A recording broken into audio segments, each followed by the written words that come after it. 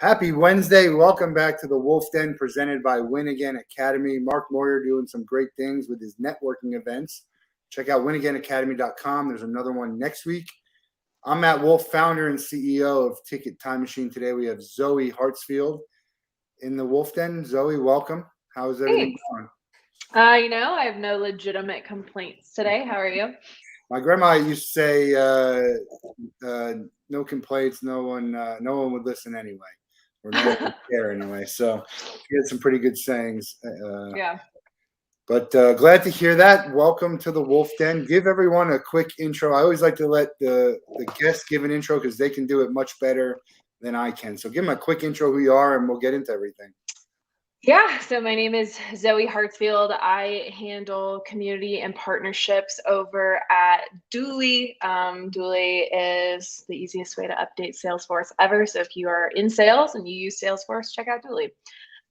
But basically what that means for me is I spend a lot of time looking for useful partnerships within our organization, whether that's content, whether that's brand, whether that's channel. And I do a lot with my own personal brand. I have, like a side business that I do writing sales copy. So I'm just kind of all over the place all the time. But when I'm not at work, you can find me eating candy or running. And I run so that I can eat more candy. So that's it. What candy? Right now on my desk is a bunch of like empty York Mint patty wrappers. Okay. But normally, I love candy. I love cookies, like just treats. I just love sugar. So. Well, you run so you can eat, right? I mean, that's what. Yeah. That's not a bad plan. What do you run? My brother just completed an Ironman. Oh God. Well, technically, I'm training for a marathon. Although the marathon was scheduled for is now at the time of SaaStr. And so I will likely be at SaaStr instead of running that marathon. And so I pushed to a marathon in November. That'll be first. That'll be my first marathon. Yeah, I ran track in college actually. But the longest distance I ever ran, because I was a sprinter, was 12 miles. And so marathon's been on my to do or die list for a while. And, here we are. And the funny thing about marathons and triathlons and Ironmans is that you never run a marathon to train for a marathon, right? No. So you'll run 12, 13 miles and that's it, right? Yeah, I think my longest run is 20 miles. I think that's the longest my training has. But that's still 6 miles short. Like that's 80% of a marathon. It's not even, 100%. So I am interested to see, because otherwise, like, I guess, why would you run the race? Like, if your whole goal was to run the marathon and you did a marathon in training, I'd be like, cool, well, I'm not going to pay for a race. Like, whatever. So here we are. It makes sense. Makes sense to me. Yeah. And then mentally, you just kind of push through, and it does. Even if you've done 13, you're like, all right, I've done 13. Now I just got to do another 13. Now I just have to do it again. Yeah. There's some moments when I'm running where it's always a mental thing. Like most things in life, the mental game is so much harder. Like your head will give up before your body does. And I've had to work a lot on my mental game because while I do have a lot of discipline, I do often question, like, why am I doing this? Because I don't actually like running. That's like a funny thing. I hate running, which is funny that I like ran track in college and did all of that stuff. But it's more so always been just like, can we do hard things? And then like go do those hard things. So checking the marathon off the list is definitely more of a mind game for me than it is because I enjoy running or like want to be a runner. Yeah, I don't like exercise. I walk, fast walk around my neighborhood every day. I put music in. I talk to some people on the phone. It gets me through it, but I'd much rather snap my fingers and have the feeling that I've done it and not have to actually go through it. And I'll take the time too. If you have to say, all right, we'll push yourself an hour later. That's would be great. Wouldn't it just be like, snap your fingers. You actually did what you were supposed to. You feel like you did it. You actually didn't have to go through it. That would be something for me. Yeah, everyone who's like, the journey is the point is like dying right now as you say that. But I also hate the journey. I like the results. So I like the journey for a lot of things. That's not one of them. But this is not the journey for me. no, it's not. That's not my journey. Yeah. At least not the one I enjoy. But I do Yeah. it because I don't like candy. I eat a lot of. I'm a salt guy. So Oh yeah. appetizers and soups and chips and all that stuff. So I exercise so I can eat. Eat more chips. Yeah, yeah. I Same mean, concept. I probably shouldn't eat more chips, but that's for another. That's another call. That's another show probably. Your LinkedIn profile has an interesting intro where you talk about the athletic accomplishments that you had. And well, why don't you tell? You can say it better than me, but I found that pretty interesting. Yeah, so I was a competitive gymnast partway through high school, and I quit gymnastics to pursue team sports because gymnastics, well, you can compete on a team. It's an individual sport, pretty much through and through. And there's a lot of stress that comes with that, and there's also a lot of like it's like kind of cutthroat actually, because even though you're on a team, if you beat your teammate, they're kind of like hoping you don't do a great routine so that you like they get the place on the podium, stuff like that. So by switching to a true team sport, you win and lose together. And there is a lot more intrinsic motivation for me to do my best.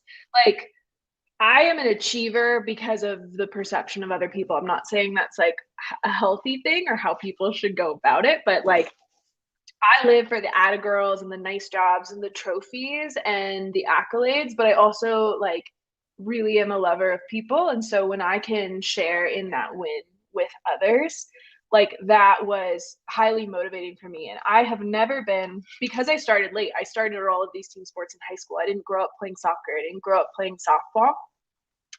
But I just sort of stepped into it and I was athletic enough. And so I just put in more time. I wasn't going to outskill or out talent anyone, but I could outwork anyone. And I was fast. So I would just like run faster than people, even though my footwork wasn't amazing.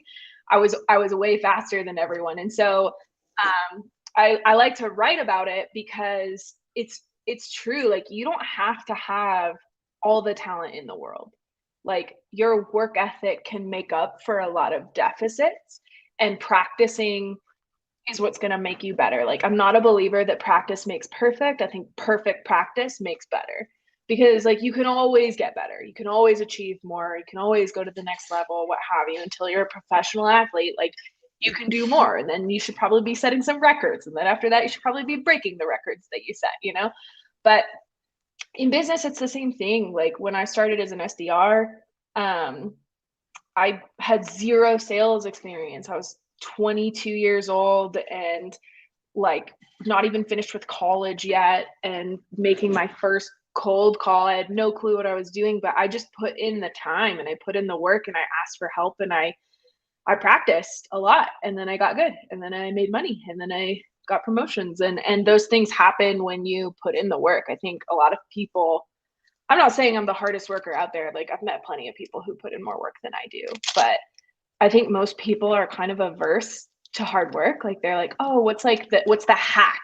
How do I do this easier? How do I do this faster? And I am all for like, oh, go ahead. Yeah, I always like to say I talk about working smarter and not necessarily working more, but there's no shortcuts, there's no easy button, staples, right? But there is a way to work smarter. But I don't think there's a playbook for any of this stuff. Well, you have to learn. Like you have to get smart, like nobody shows up day one and like knows all of the hacks and the tricks, and like you learn that stuff by putting in the work. And absolutely, like I like to work smarter than harder because it doubles my money. And so that's like the way that I approached it as an SDR. I was like, yeah, I could hit quota working 3 hours a day. It's like, or I could work 8 hours a day and go to President's Club. Like, yeah. What do you want to do? The problem I find is that the average company doesn't incentivize their salespeople enough to where if you don't hit the President's Club, then it's like there's no real point for me to go. I just might as well kind of sandbag it the last 3-4 months, which is a terrible way to do, right? But if that's the way you're going to pay me, to say, that's the way I'm going to do it. So I think companies don't. I've been a product of that. I made Circle of Excellence 3 years in a row, and then they made it impossible for me to make it. They just kept changing the rules and the stuff, and then I'm like, all right, well, I'll just kind of do what I do. There's just, as a salesperson, you have to incentivize them correctly, which I think is it's hard. It's hard to do that properly, and as a salesperson, it's hard to not just say, hey, why what am I doing this for? Yeah, no, it's really interesting. I've never been a BDR manager. That wasn't the path I wanted to go. I decided to go into marketing, but I do have a dear friend who recently started as a BDR manager, and he was, asking me, we were kind of brainstorming what the comp structure would look like because he got to build it from the ground up.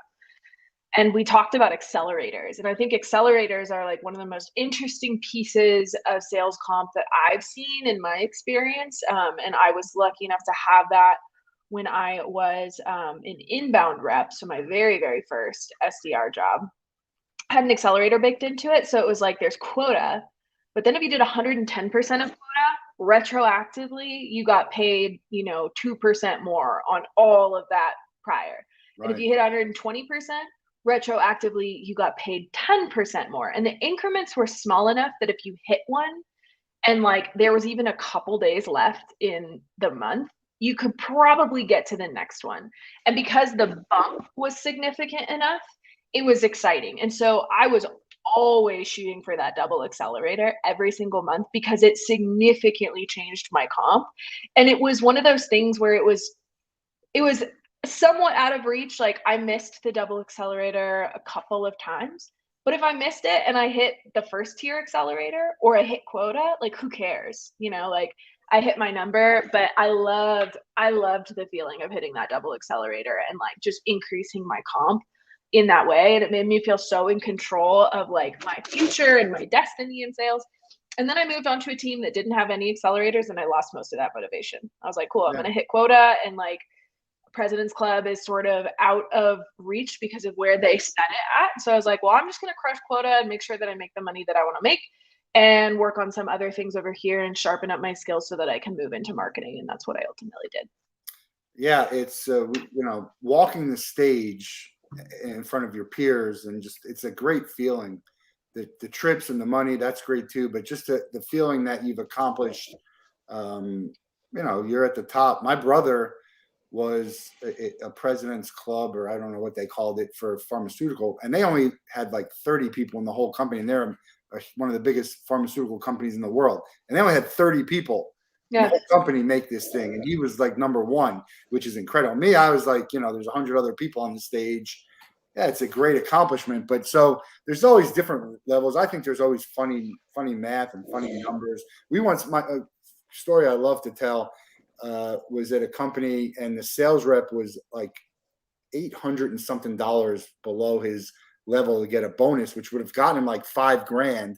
So he just had a friend of his order like $1,000 worth of stuff, right? And he gave him the $1,000 back, and he pocketed the four. It's so sometimes it's just, it's a weird game, sales is, and I wish I would have gotten into it sooner, because I realized it was the best way to make money.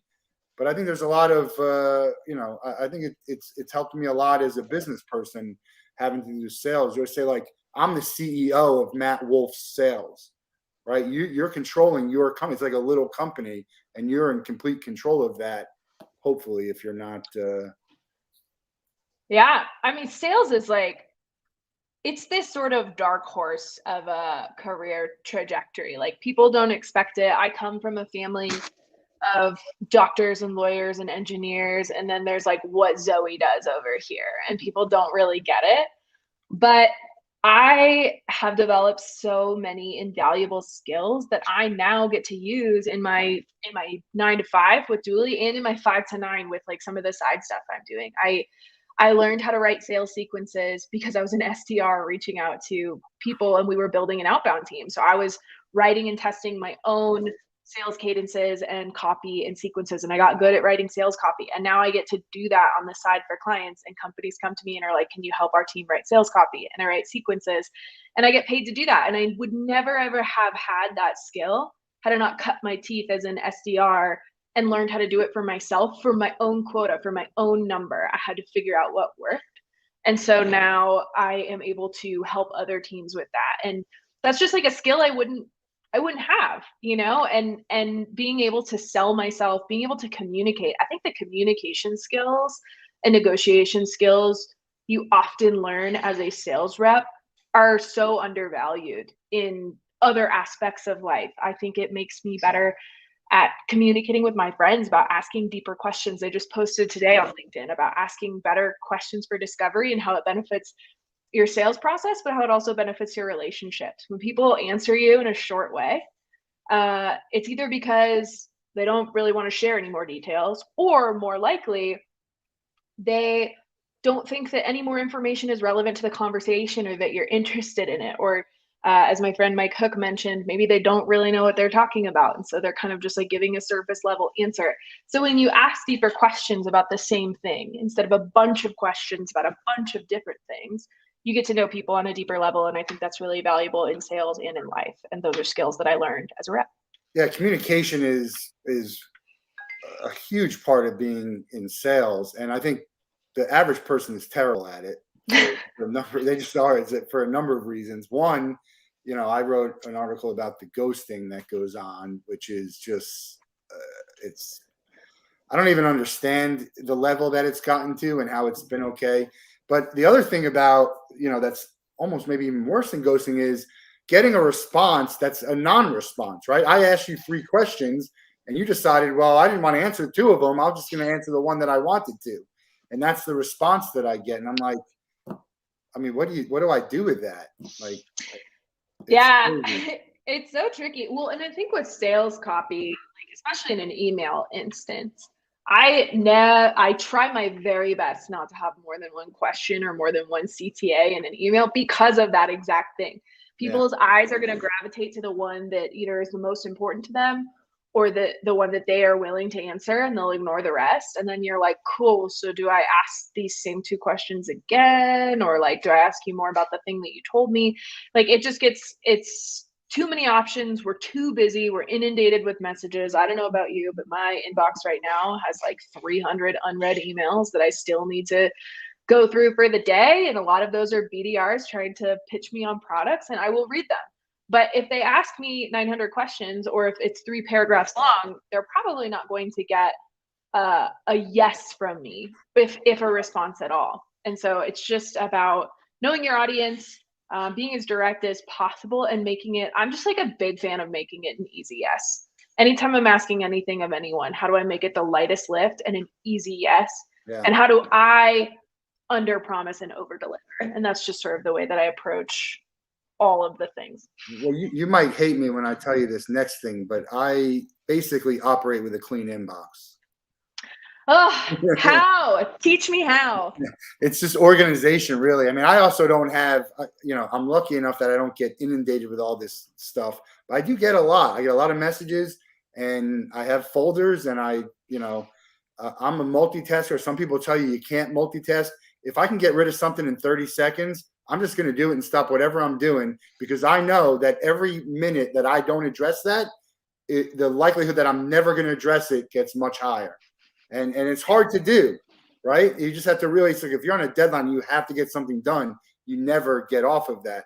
But yeah, I answer every email, text, spam or not. Even the people who want to sell me Bitcoin, I kind of play with them and have a little bit of fun. Kind of practice. You're not into the Bitcoin? Yeah, I don't, and then they get mad at me when they say, you're wasting my time. I'm like, you reached out to me for no apparent reason. Like, you wasted my time. But you wasted my time. Yeah, do it better. Do it better. And then you might be able to, like, don't try and small talk me. And then, hey, have you heard of Bitcoin? Yeah. I think that right there, though, what you said is sort of the operating assumption that SDRs or people selling stuff, they assume like they've earned the time. But we've done nothing to earn the time yet. When you're cold outbounding to someone, you've done nothing to earn their time. So you have to make every touch have a value add.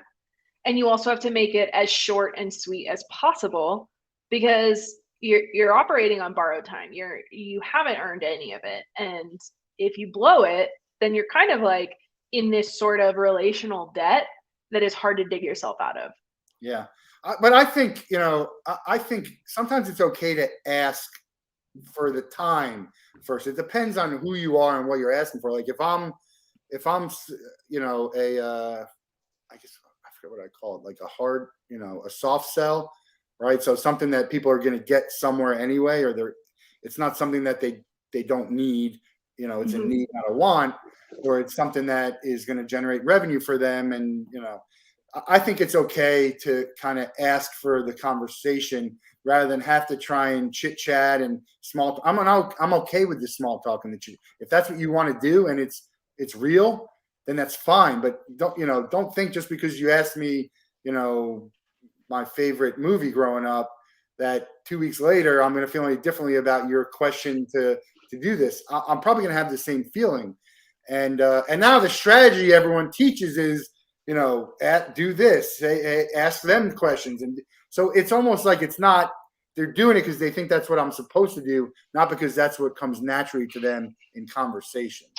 Well, yeah, and you kind of touched on two different things that I have thoughts around. Number one is like personalization versus relevance. Like this is this age-old debate, but I don't give a crap about personalization. People hit me up about my LinkedIn bio all the time. They ask me questions about, which good. Like, I'm glad it's interesting to you, but I have 150 DMs in my LinkedIn message inbox right now with SDRs leading with, wow, your shooting average was impressive, or like that batting average, so crazy.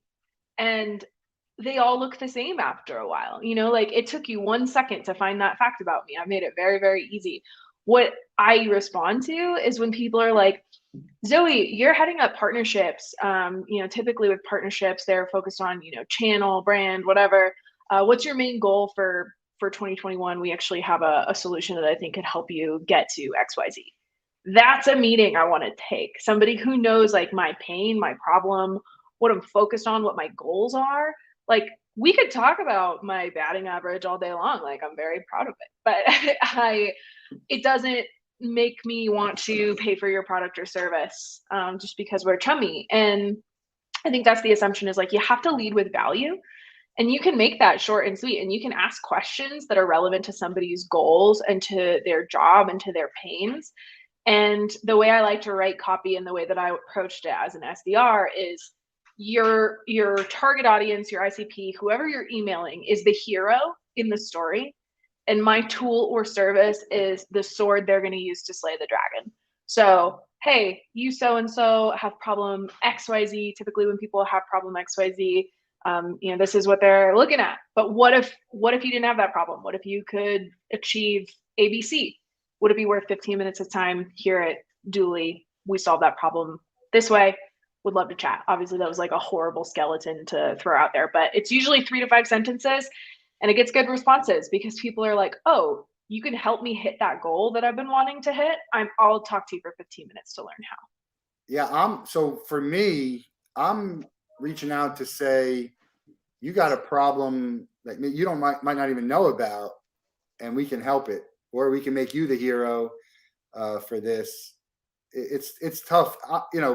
When you've been in sales and you've been, I'm empathetic to the people who maybe don't know how to sell, but they have a job to do and their product might be good for me. So I like to give everyone, and again, I'm very lucky enough, in a way, I'm lucky enough to have the time and the resources and the ability to do it.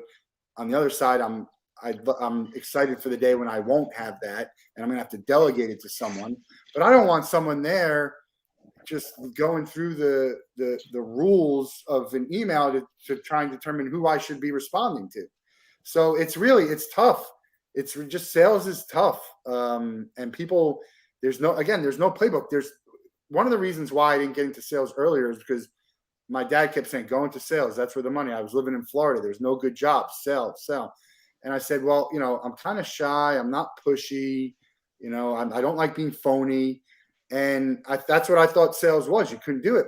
But what I realized is there are so many different ways that you can be successful in sales. You could be it the way I am, which I think is genuine and sincere and persistent, but not pushy. And then you could be a real dick and just, you could be some of the most successful people at my last company, I would never have bought anything from them. And I don't even care what they were selling. I don't even know how they keep getting all these sales.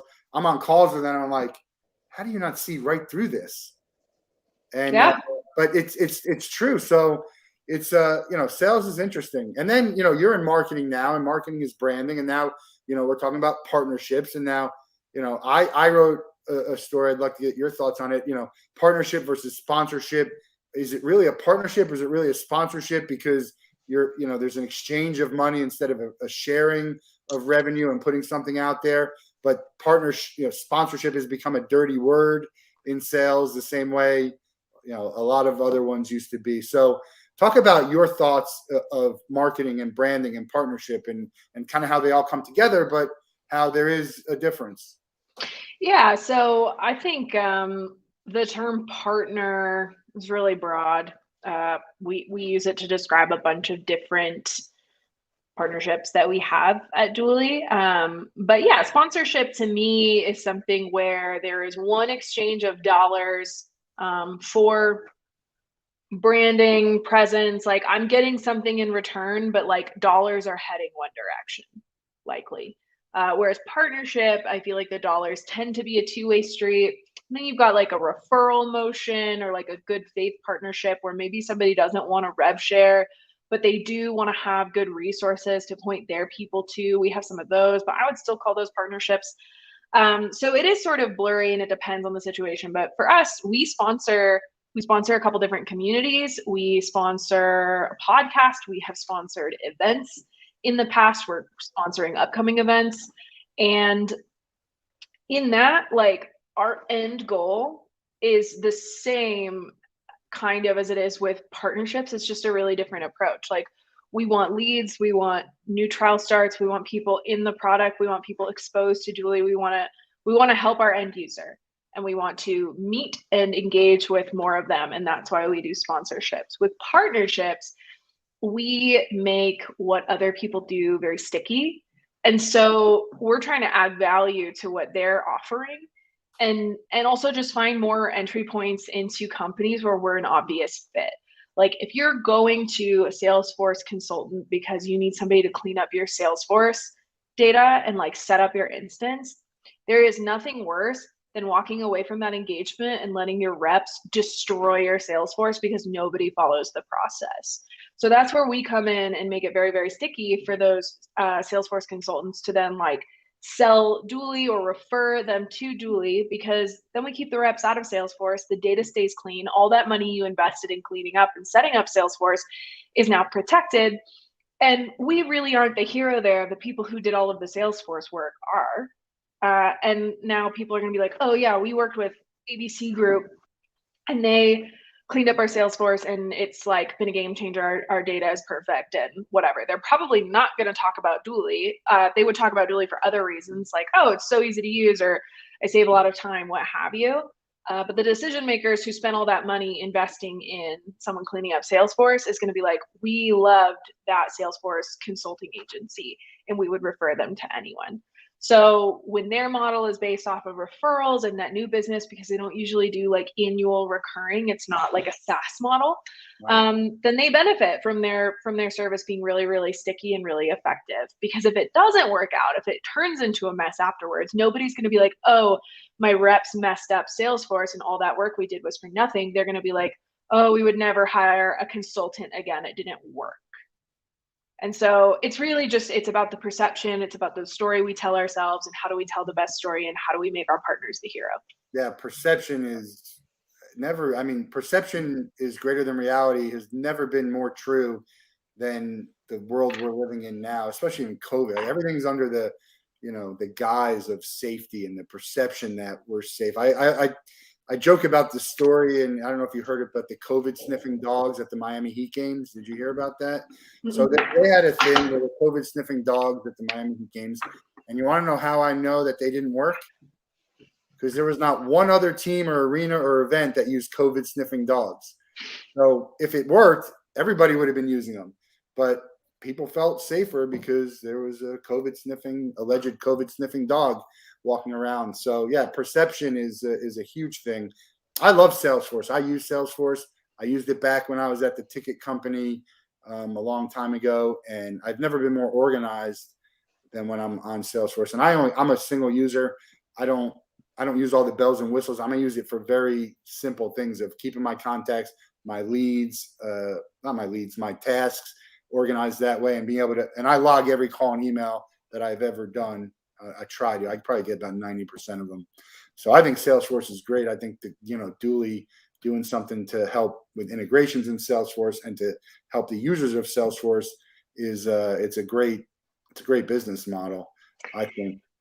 Yeah, it's pretty crazy because like when you get into those bigger orgs, I used Salesforce as a rep back at my last company, and I used to break our reporting all of the time because we have these opportunities set up and all of these fields in a very, very specific way. You're supposed to fill it out. And if you fill it out the wrong way or you check the wrong box, it's not going to show up correctly. And then I don't get paid on the right things. And it was like very, very stressful. And my manager was always like, Zoe, did you update this opportunity? And I'd say yes. And then he'd be like, great, well, you must have done it incorrectly because it's not showing up in this report. And so there's just like, it's stressful and it takes time, and it's not what I am passionate about or what I want to spend time doing. And it was one of those things where like we had training after training and I just didn't get it. I don't know if I'm like particularly dumb when it comes to Salesforce or if we just had a particularly complicated process. But with Dooley, I came in and they were like, oh, well, this just sort of lays on top of Salesforce like a skin. It will only show you the fields that you need to fill out with only the options that are relevant to you in your instance. And you just run down the line, make sure the fields are filled and answered, and you hit sync. And in a second, your opportunity is updated and it's showing up in the report correctly. And my manager would never be on my back again about updating those opportunities, which saves me time. It saves me stress. Honestly, just the stress that I felt about like being at the end of the month and trying to make sure that I was getting paid on all of my opportunities. This is the saddest. I realized one month, I think I did like 118% of quota or something like that with my meetings booked.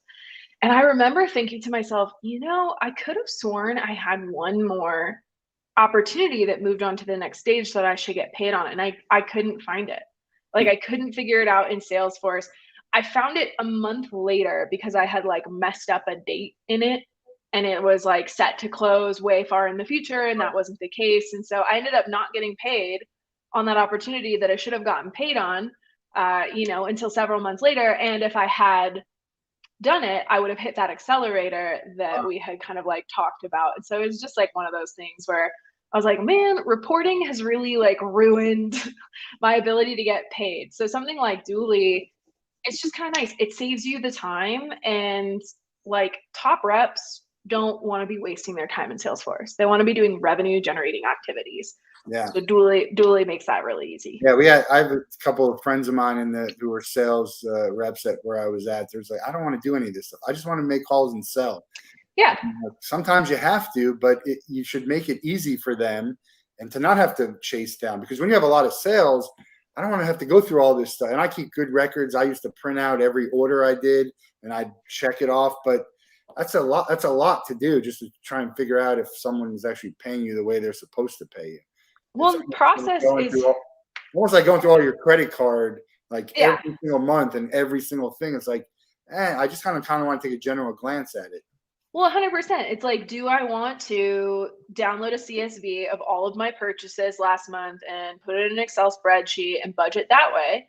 Or do I want to pay $3 a month for, an app that will download all of that and do it for me and categorize it automatically, and I can just make little edits? It saves me so much time and for so little money. Or sometimes there are apps out there that do it for free. Like my time and my ability to do the things that I want to do are so valuable to me that I will invest money in tools that will save me time, because it's the resource that I don't have more of. And I don't want to be working, I don't want to be budgeting, I don't want to be doing all the boring stuff in life at 6 p.m. on a Friday. I want to be going to happy hour with my coworkers or my friends or something like that. And so tools like Dually make that possible for, the high achieving sales reps and the reps who want to be top performers. Let's talk about Rev Genius. You were I guess we'll tell people what it is. I got involved. It's one of those things with time. I haven't had time. I know there was a whole Slack channel, and there's a conference coming up. I think I have a call with Jared maybe tomorrow or later today to talk about some stuff. I haven't been able to get too involved, but tell us what that is and how you started it or how you got involved, and why it's something people should look into. Yeah, so I'm a big advocate for communities. Rev Genius is one of them. Pavilion is another one. It used to be called Revenue Collective. I would also say RevOps Co-op, Women in Revenue, and one of my all-time favorites, Thursday Night Sales. These are all communities of people for different things. Like I'm in a partnerships community called Partner Accelerator. I'm in, a Salesforce ISV community that has a specific channel around partnerships and alliances. And so communities, the value of community is that it's social for one, but there's a lot of opportunity to learn and grow and get better together. And like they all have these different formats. I think Pavilion is really great at providing educational resources. They did CRO school and CMO school for aspiring, marketing leaders who want to get to that level and want to learn some of the foundational skills they need to work on now.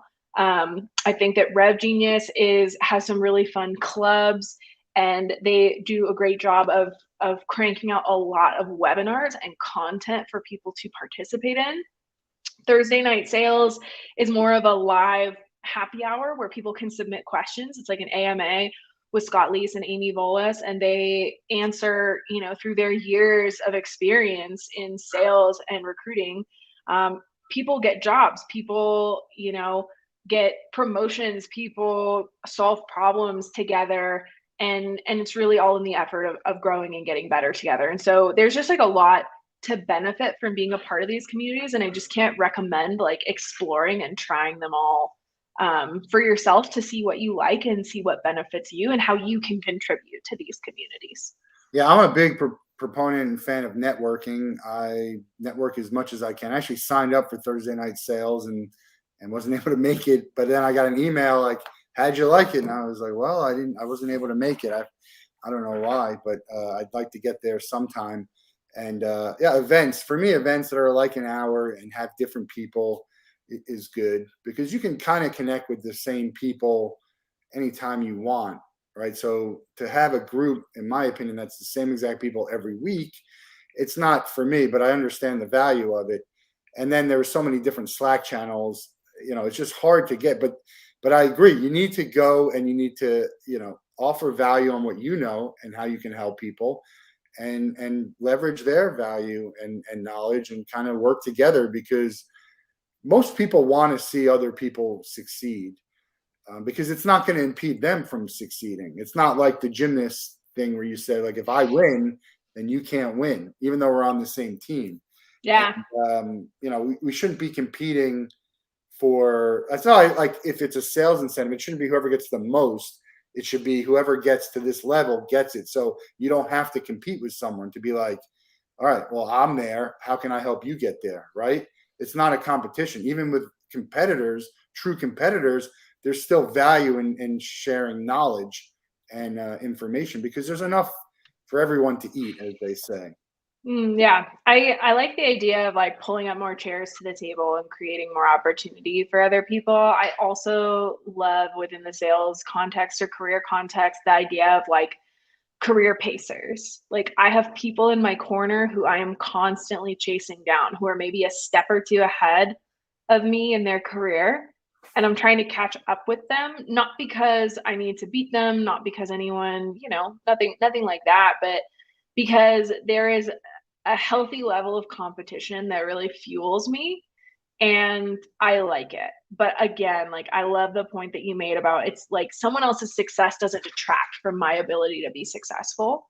And I want to be in more rooms where people are cheering one another on and helping people get to the next level and helping people hit their goals, helping them solve problems. Like, those are the rooms I want to be in. And so, actually, like, kind of like opposite to your point, I love being in a room with the same people over and over because there's accountability. We get to grow together. We get to hear the wins. Like, there's somebody who I invited to Thursday night sales 6 weeks ago, I want to say, and he was having, an interesting time in his job, and he came to Thursday night sales, and that night he was able to connect with, Scott Leese, and Scott Leese helped him get an interview, and now he has a job at a new company. And like, that's like a win and a story I got to hear because like he kept coming back, I kept coming back, and now he's able to share like, hey, like, because of this group I was able to land a new job, and that's very exciting. So that's like, I think if you're looking to like get better together, that's like a true community, versus like the Slack channels, which are also very helpful, very informational. But I don't necessarily know that I have the same depth of relationships through some of those other communities. It's more like informational exchange, quick one-offs, helpful. It's like fun, it's lighthearted, which you need that as well. There's just different value that can be gleaned from the different types of groups. Yeah. Well, whatever it is, there's a lot of resources out there, whether that's information or people. And for me, LinkedIn has been invaluable. I mean, it's crazy how good it was a year ago, and it's still very good. The window's closing a little bit as people move on, and they kind of like, oh yeah, I've helped enough people, and like, they were helping people because they saw other people, and it was great. Like, these people inspired me to do things that I wouldn't have done because I saw so many other people doing it. And it's call it whatever you want. It could be network, community, but there's a lot of them out there, and stuff you never even heard of. We've never even heard of. It's like there's a whole group of people who actually like this or doing this. Oh, it was awesome. Somebody reached out to me the other day and they were like, hey, we have this like partnership specific group. It's newer. There's probably only 100. Oh, you hit mute.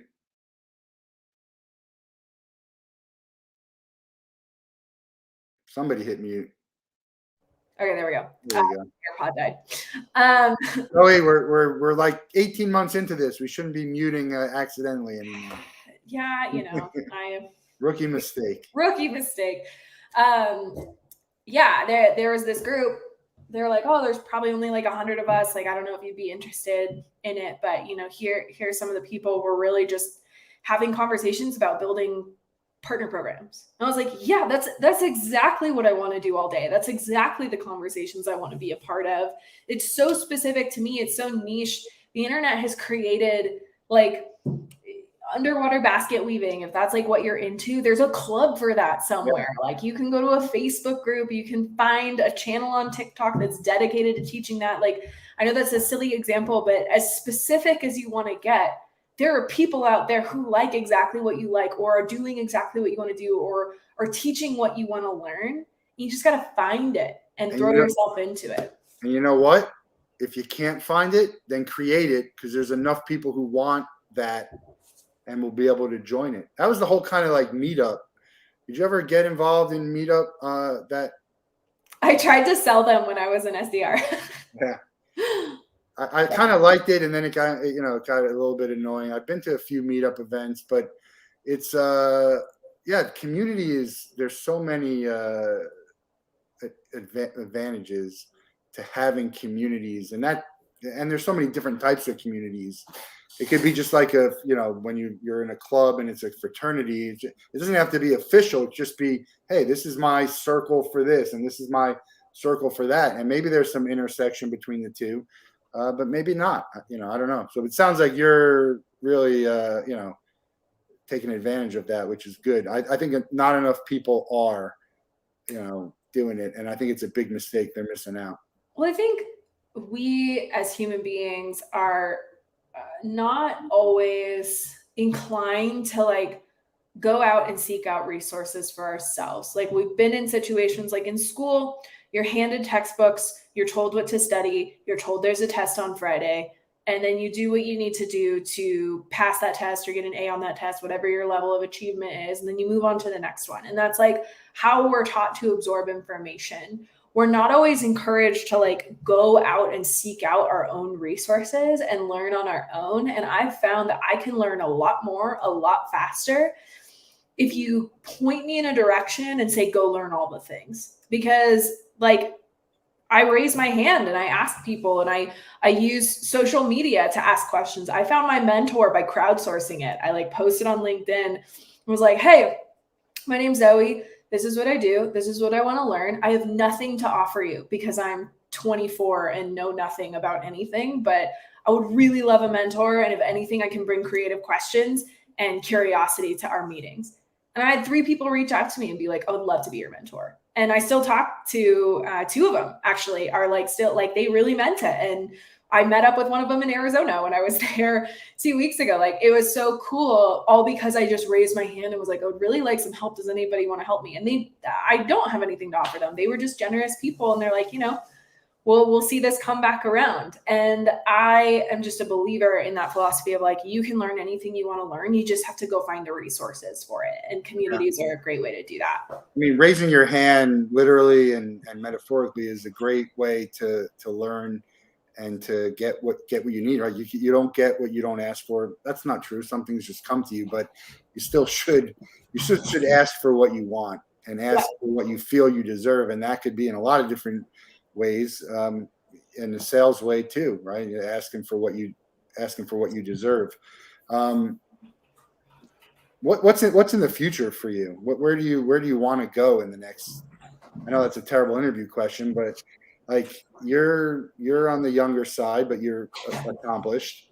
And where do you want to go? What do you think you can do and conquer? Yeah, I mean, I have a lot of goals for the future and a lot of like passions. I love real estate, so my husband and I talk a lot about owning our own little real estate empire. We bought this house. It was built in the 50s. It looked like a complete nightmare when we bought it. And we're doing a lot to fix it up and make it cute. And we'll probably make it a rental in a year and buy another house. And so that's one thing that's on deck for us. I also have a little side business called Neat Copy, where again, I write sales copy. I help teams write sales copy and sales sequences that convert. So I think, I don't want that to be my 9-to-5. Like I love what I'm doing with Dually. I want to grow a world-class partnerships program at Dually. And that's like the only thing on my mind for the present and near future is just like, can we build this and grow this? And the answer is yes. And so that's what I'm going to do. But yeah, I want to build a world-class partnership program with Dually, and I want to continue to pursue and sharpen my sales copy skills on the side with Neat Copy. And someday in the future, I would like to bankroll a nonprofit for foster youth to help them transitioning out of foster care into whatever they want to do. Obviously, I'm a big fan of tech, but if somebody wants to be an engineer, if somebody wants to be, a nurse, I want to be able to help them with, educational resources, grants, social resources, job experience, interview, practice, all of those things. And so that's the end goal for me and why I want to be successful. Is there any, that's a great call. Is there any particular reason why foster is of importance to you? Yeah, so my sister was a foster kid. We actually adopted her as an adult, which is sort of funny. She was my best friend in high school, and she was in the foster care system, and she was luckier than most. She was placed in a good home, and they, held on to her, and she was like, by some miracle, like I went to private school, and she was able to go to that private school for free. And then my family kind of stepped in when stuff with her home environment was a little bit crazy. And then, her dad died and a bunch of things happened. And my parents were like, you need a family and you're basically part of ours. So let's just make it official. And not too many people get to convince their parents to adopt their best friend, but I did. And I've just seen like there's so many moments in her life that if they had gone a different way, she wouldn't be where she is now. And she's like managing a business and married and like in healthy relationships and all of that stuff. So it's just important to me to give people who haven't been given the same starting line as many advantages as we possibly can. Yeah. Because they're just as capable. They haven't been given the same resources. And so I just like am a believer in elevating those people and lifting them up and getting them to the same starting point as everybody else. I think that's the biggest difference between people is the opportunity that they were able to have. Most of it is opportunity that was available to them. And then there's also opportunity that you make of your own. We're not going to deny that, but privilege and being able to have that opportunity. It's a good cause. It's almost like out of the movies, right? You're adopting your the adult. I don't know if you ever saw 13 Reasons Why. You ever watched that? Yeah. So when they adopted, Mm-hmm. great story. I was on a flight the other day and there was a movie playing. I wanted to watch, but something happened. It's called December Boys, and it's a very interesting movie about foster kids. So I'd like to go see it. I'd like to get it and watch it. But if that's something that interests you, December Boys would be I think a good movie for you to watch. Yeah. What would you be doing if you never got into sales and marketing? What do you think you would have been doing? Was there something you grew up thinking you were going to be? If I wasn't in sales and marketing, I would probably have continued my education in psychology. And the two things that interest me the most in school were psychology and economics, and just like people's behavioral choices and why we do what we do. And so I think I would have either gone into some form of counseling. Like I would love to do like crisis counseling or work in like mental hospitals with those folks who are hurting in that way. Or obviously a totally different pivot, doing like economics research. I think both of those things are fascinating to me. Yeah. Psychiatrist or psychologist was more something I thought. Like if I was going to go back and start all over and do something, that's what I would want to do, to want to try and help people. It's very interesting, people, why they do what they do. And it's you just don't even know. There's no rhyme or reason. And I say people are the best and people are the worst. And it's just, Yeah. it's all, and it's both true. People are the best. There's a great thing. You ever see Men in Black? Yeah. On the bench where he's saying people are smart, and then Tommy goes, "No, people are stupid. Afraid and all that." So yeah, it'd be interesting thing to do. What's on your bucket list for travel or events or something? What's on your bucket list? Yeah, It's a general question, but what's on your bucket list that you hope to get off that list? Yeah. So I would love to spend a year living abroad. So whether that's, Australia or somewhere in the UK, like my husband and I would love to do a year outside of the US. So that's on the list. I really want to go to Thailand and Singapore. Those are countries that really interest me, as well as like all of Europe. I would love to go backpacking through Europe for like 6 weeks. I think that would be a great adventure. But my all-time like favorite bucket list sort of country is actually Iceland. Like just visually, and the environment is so intense and like changes drastically from summer to winter, and it just is so like harsh and beautiful at the same time. And that is a place that I want to go and photograph and spend a bunch of time there. So yeah, those are all places I'd like to be. I got to Japan and China, but I haven't gotten to any other areas there. And then I got as far north as Ireland, but not quite to.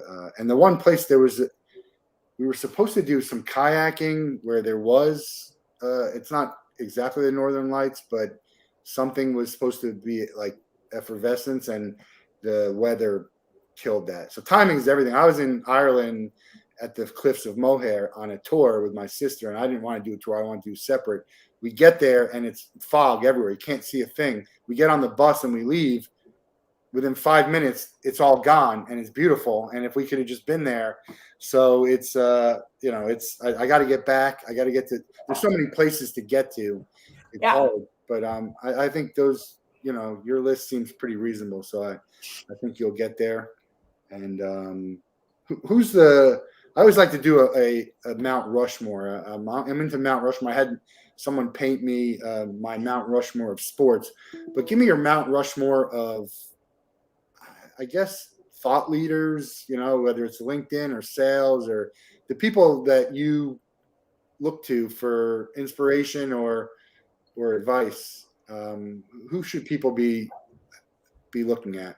Yeah, Mount Rushmore. Oh man, okay, that only gives me 4. So some people I'm really inspired by recently.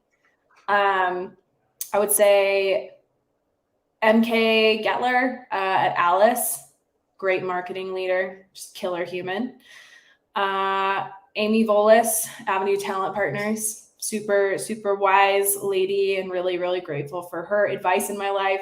Tara Horstmeyer, she is awesome. She's a great content person. She's a writer. She's a company called Happy Words.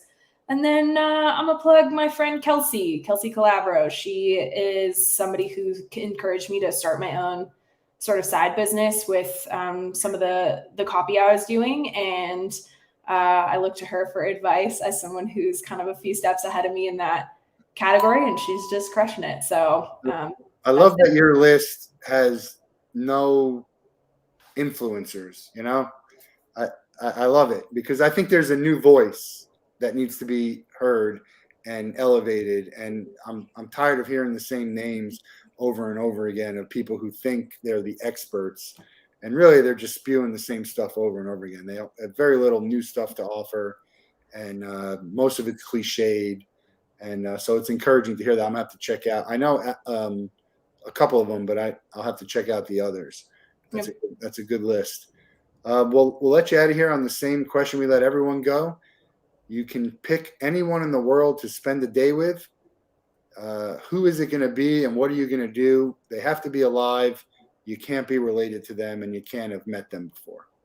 Oh, I can't be related to that. Okay, I was going to say my grandma because I just love any day I can spend with my grandma. But can't be related, can't have met them before. You could have met, but like maybe if you met them briefly, but no one you can just call, pick up a phone because we're going to try and make it happen. So make it a good one. Well, this is like going to be an obscure one, but Levi the poet is a poet, or Scott the painter is an artist. I'm not going to decide between the two, but they're both really interesting artists creating really, really beautiful art that I can relate to. And so either of them for a day, maybe I could split the day in half and hang out with both of them. And you'd write poetry and paint, or? So, I mean, I'm a musician, but their art really inspires me. And honestly, I think we would just talk about life and mental health and business and influencing things and writing. Yeah, I like the mental health. I'm part of an organization called Same Here, which is a global mental health movement. We should probably talk about that more. It sounds like a passion of yours. I'd love to have you get involved in any way that you can. It's just more about resources that people can take advantage of and keeping the conversation moving forward. Speaking of art, I watched the Bob Ross documentary. Excellent. Yes. Okay. Really cool. good. I'll check it out. I recommend. And I kept telling people I was watching it. Like I just watched that too. It was great. So definitely, if you like art, watch Bob Ross. All right. We're going to put those names on the list, and we're going to do some outreach. My friend Brent wants to go fishing with George W. He does that every time he joins the show, which is often. He doesn't understand that he needs to be a guest on the show in order for it to happen. But and he's invited anytime to be a guest. So let's not pretend that I haven't invited him. But really great talking to you. I love the insight that you gave into sales and marketing and the attitude with a lot of similar thoughts on how to do things in a business sense, but also I think it's just the way to live life, right? I mean, the the applications and the lessons, they all apply. So check out Zoë Hart. That's the LinkedIn. It's Zoë Hartsfield if you want to find her. And then check out Dooley, also doing some great things if you're a Salesforce user. Look forward to seeing what's next for you. And if you need some sales copy, reach out to Zoë as well. We have another episode tomorrow. Looking forward to it. And have a great day. We'll talk to you guys soon. Thanks a lot. Thanks.